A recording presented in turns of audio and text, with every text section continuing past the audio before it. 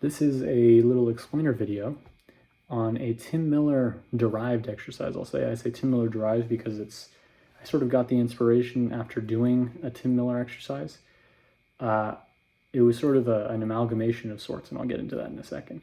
But it's sort of a Tim Miller derived exercise for being able to really familiarize oneself with the intervallic shapes on the guitar on every string. So what a fourth looks like on this string, which is the same for this and the same for this. Not the same for these two strings. Same for that string. Those two strings. But to recognize what all these different intervallic shapes look like and feel like in your hand and sound like to your ear, so that automatically you're able to sort of reach for these things in a solo when you're playing phrases and so on. So to sort of cycle back, I realized maybe a couple months ago that it was incredibly important to really develop my musician's skills and my knowledge of notes and the relationships between the notes, not in a pseudo-technical way by being able to play certain solo phrases on the guitar, but rather to sort of intellectually wrap my head around how these different phrases how these different intervals actually related to each other in terms of spacing, right? Which is really all an interval is. Different spaces give sort of different sonic qualities, and those sonic qualities sound certain ways, obviously. And the goal of that really was then to sort of memorize. And I mean memorize in the sense that knowing automatically what the fifth of any tonic, of any key center or root is, what the flat 9 of any root is, what the flat 13 or the 13 or the major 7, the flat 7, all those kinds of things, the natural 7, the flat 7. The goal was to get it down cold, to be able to know those, what each interval was of any root cold.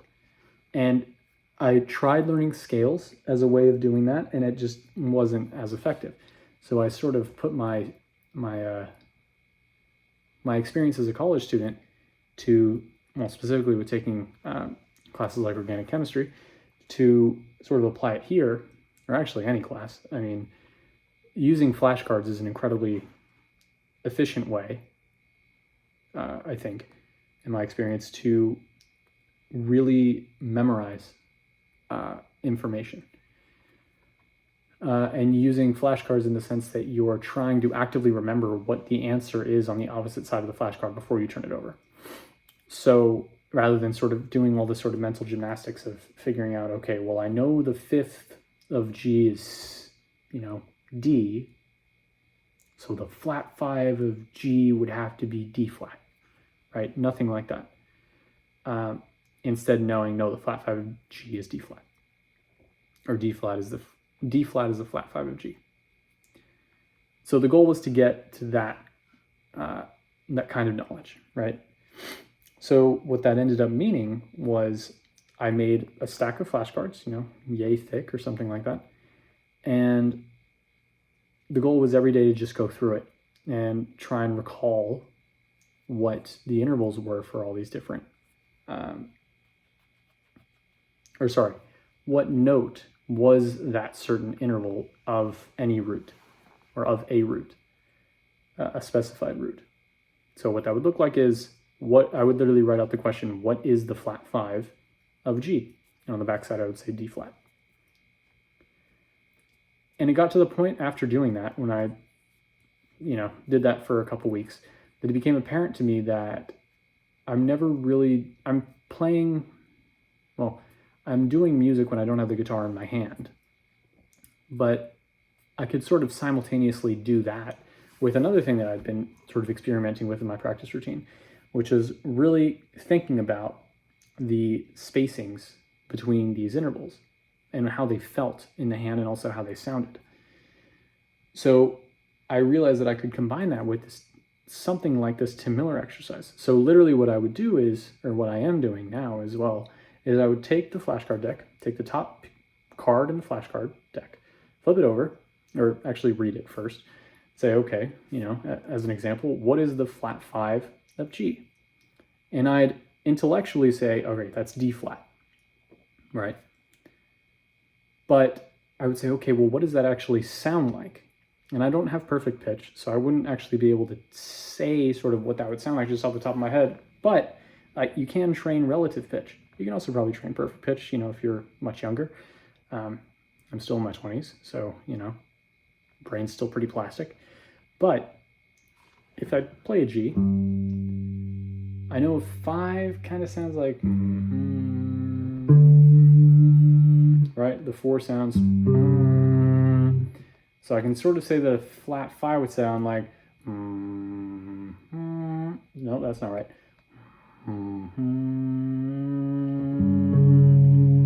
Right? I'm glad I caught that little mistake on camera, because that tells me I still need to practice this, right? So the point there was basically to expose to my ear what these different spacings sounded like deliberately. So I was intending to pick out these different intervals because I intellectually knew what note equaled that intervallic, that intervallic relation to that spacing away from a specified root. I intellectually knew what that note value was, but I didn't have it in my ear yet, exactly what that thing sounded like, and I still don't, and I'm working on that. And I had it in my hand in the sense that I knew that one, but I didn't know all of them up and down the neck for all these different positions of the specified root. So I knew that, D flat would be here, but I didn't immediately know that it would also be there. I mean, I sort of, could work around it by saying, oh, I know that's a way of playing a G chord. That's another way of playing a G chord. I know this is the 5, so I can just do the flat 5 like that. And that's not the way to do it. The way to be able to do all this stuff is getting to a level where it requires no extra thinking, extra mental gymnastic or workaround to figure out or to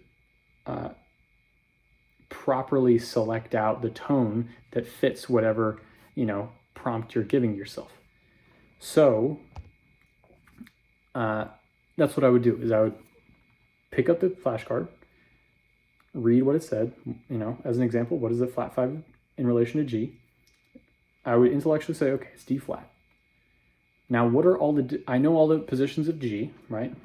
Here's one, here's one, here's one, here's one, here's one, and then here's one as well, right? Within these 12 frets.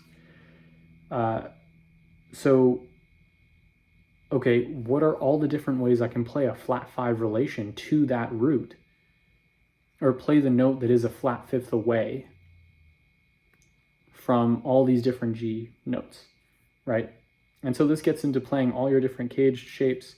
I would get away from cage, and I'll actually, I have to make another explainer video about thinking with respect to the different locations or frequency of, not frequency in the sense of the actual sound wave frequency or energy of the wave frequency, but instead the frequency of how often a root occurs within a certain locality on the neck. So around here, how many G notes are there? Well, there are 3, right? Around here, there are 2. And I know that I can sort of play the other chord tones that are involved in a major scale by just doing that. Because I know the 5th is here and the 3rd is here. And that comes, this is actually really important that I said this now in this video, this explainer here, because that comes from doing this interval exercise. I wouldn't automatically be able to tell you which part in this, voicing of a G chord, which note was the 3 and which note was the 5, without having done the sort of individual intervals with respect to G of both the 3 and 5 for all these different areas and places on the neck. So I'm actually, this is great. I'm glad I sort of accidentally dropped this in here. So okay, as an example, we're looking for the flat 5 in relation to G. Intellectually, you know that's D flat, right? So we're going to start at the lowest possible root, specified root, which is G. So we're going to start here. I know that's 1. I know that's 1 as well, right? And you just keep going. So, right, I know that's another 1. You just keep going, thinking about all the different ones that are up there. Right? For completeness. And you just do it for the next root, right?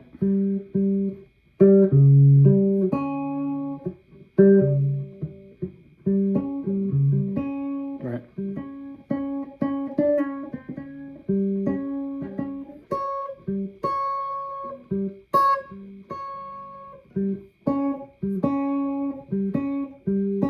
Because you're getting that feeling of what the flat fifth relation actually is like in your hand. It feels like this kind of stretch when you're playing a root on the D string and the flat 5 on a B string because of how the guitar is tuned and all that. But if I were to move up to this G, it's a lot more of a stretch, right? And this is a big thing that was stressed in that Tim Miller video is, by the way, the simplicity with like no graphics and all that. I've come to prefer watching and learning from people who don't use a lot of graphics. There's a guy named Marvin who I loved a lot of the content he was putting out, but like the substance of it, especially in his earliest videos, because I found it was really difficult to concentrate. It felt almost gimmicky, the amount of sort of editing techniques that was being used. I felt like I couldn't actually concentrate on what he was saying. So hopefully, you know, these sort of longer form videos without all the frills, F-R-I-L-L-S, frills, actually is still watchable, but it's also easier to sort of focus on what's being said and presented. What was I going to say?